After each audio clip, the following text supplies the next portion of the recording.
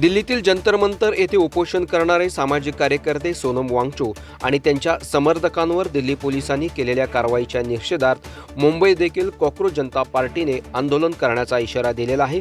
याच पार्श्वभूमीवर छत्रपती शिवाजी महाराज स्थानकाबाहेर आंदोलनासाठी जमलेल्या कॉकरोच जनता पार्टीच्या समर्थकांना पोलिसांनी ताब्यात घेण्यास सुरुवात केली आहे।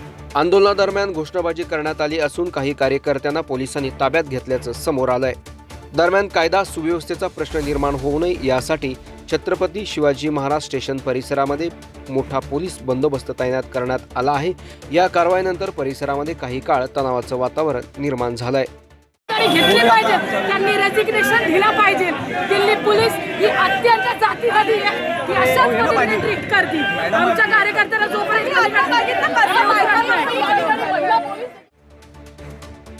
यासारख्या अन्य बातम्या बघण्यासाठी तुम्ही आमच्या चॅनलला लाईक करा, शेअर करा, सबस्क्राईब करा। धन्यवाद।